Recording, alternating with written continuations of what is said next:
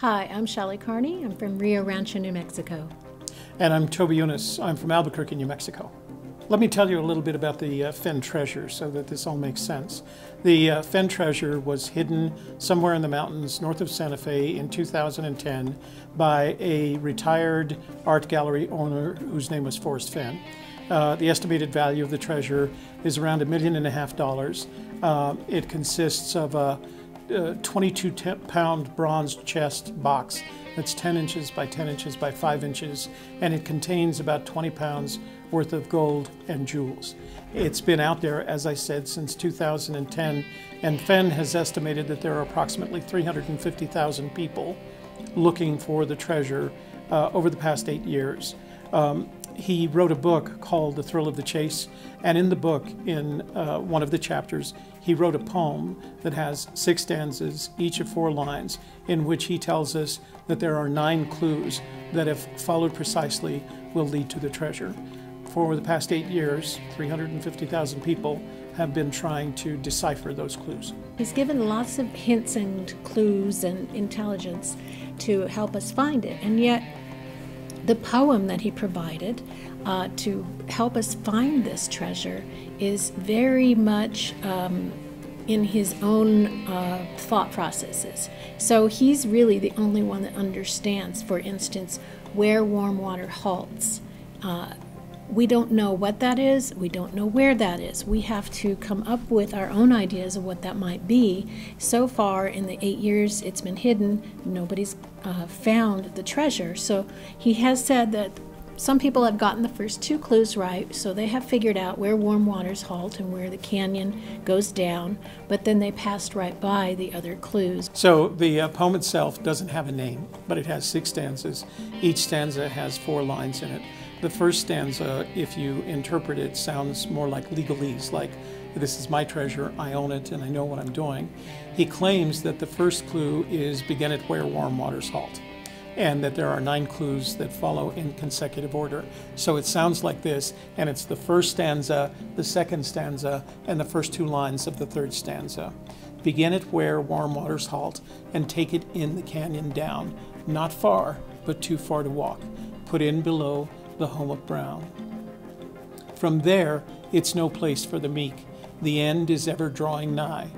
There'll be no paddle up your creek, just heavy loads and waters high. If you've been wise and found the blaze, look quickly down your quest to cease. But tarry scant with marble gaze, just take the chest and go in peace. And as you can see, it's very cryptic. Those things have to be decoded to figure out what does he mean when he says by warm waters, where warm waters halt. There are people that are spending their search time up in Yellowstone National Park because there's lots of warm waters there and because he spent a lot of time there as a childhood. Our definition of warm waters comes from the New Mexico fishing regulations. He was a lifelong and avid fly fisherman, and he spent from 1972 to the present here in New Mexico building one of the biggest galleries in Santa Fe. And the New Mexico fishing regulations say all waters are warm waters except those designated as trout waters. So you can actually pinpoint where the warm waters halt and trout waters begin. There are no cold waters. As far as the New Mexico Game and Fish Department is concerned, there aren't any cold waters in New Mexico. There are warm waters, trout waters, and special trout waters. No cold waters. So you have to decipher those clues before you can even start to put boots on the ground. And we feel comfortable that we've deciphered the first 2, and then you have to go look for the other 7. And he says people have done that, and they've walked past the treasure, were his exact words. So he's also said that people have been within 200 feet of the treasure, but they didn't know it. People are writing him. He gets hundreds of emails every day, people telling them telling him where they're looking and what they're doing. So he knows pretty much how close the community is. At the beginning of this year, he was asked a question, and his response was, I have a gut feeling that it will be found this summer. It wasn't, but he did have a gut feeling. After serving in Washington, D.C. for 30 years, I returned to New Mexico to retire in 2010. And I was planning to camp and fish and do a lot of outdoor things. And I accidentally found out about this treasure when it was announced that he was doing a book signing. So I bought the book and I became interested in it. And starting in 2013, I started actually looking for the treasure. My first recon, as we call it, was to the Rio Chama, and I took my son with me. Since that time, I've made 32 recons in New Mexico, Colorado, and Wyoming looking for the treasure. I recently got involved with the treasure hunt because Toby was already a fan of it, and I decided that it was time that we start looking for it together. So in January of 2017, I called him up and I said, let's get back to looking for the treasure. And we went and visited with Forrest Fenn in his home, and we had some time to talk with him then.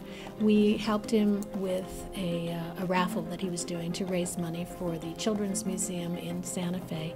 And right after that, we started our YouTube channel. And that's when we really got fully involved in the treasure hunt together. So I started looking for the treasure with Toby in 2017, but you started when?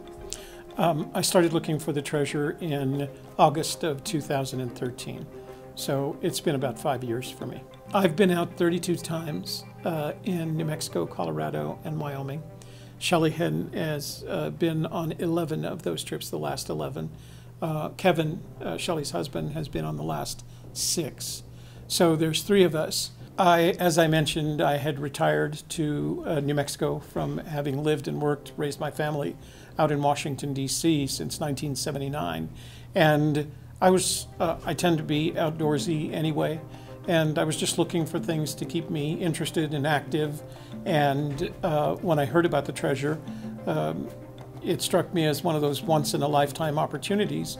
I mean, how many times in one's life do you get to the opportunity to search for a real live treasure that exists, that doesn't require diving into the ocean or climbing Machu Picchu, you know? So it was relatively local at the time. He said he hid it somewhere in the mountains north of Santa Fe. In 2013, we like to say he discovered the Rocky Mountains because he expanded the search area from the mountains north of Santa Fe to the Rocky Mountains. We still think it's in New Mexico, though. I started looking in 2017. What happened was one day I was meditating, and it came to me that it was time for Toby to get back into searching for the treasure, and I was going to climb on board with that. He had been looking for it initially. I got to meet Forrest Fenn, and then we sort of put it away for a while because we were focusing on other work that we were doing. And then we were kind of coming to a place where we were both retiring and letting go of the work that we were working on. So there was an opening. There was a chance for us to do something different. So at that point in time, I said, you know, we need to start looking for this treasure. This is our year. And then we put our YouTube channel together to make that really bloom. The funny part was she called me one day in January and she said, I've been meditating and I think you should start looking for the treasure again. Like, okay, you know. I can honestly say, although there are certain components that look good to us, we have no idea. People ask us, people say to us on our show, they'll say, oh, you know where the treasure is. And we go, no, we have no idea where that treasure is. Even the person who was within 200 feet of the treasure doesn't know that they were that close because Fenn never told that person. Never told the person. So unless you find the treasure, you don't even know if you're close or not. It's an all or nothing treasure. We describe it as having a lottery ticket. There's a whole bunch of people that have a lottery ticket, and they're all waiting for that lottery ticket to be announced. That is the treasure that's found. And they want to be the winner of that, but we won't know who the winner is until the treasure is found. So you can find our YouTube channel at agypsieskiss.tv, or if you want to tune in live during one of our shows, you can go to agypsieskiss.live. And I'm Shelley Carney, and this is Toby Younis. I am. I don't even have to say goodbye. I do want to mention that we do have a blog at gypsieskiss.com where we keep, it's an archive of all the information that we collected, including all our YouTube videos. And we just wanted to thank you very much for giving us the opportunity to tell you our story. We've had a great time today.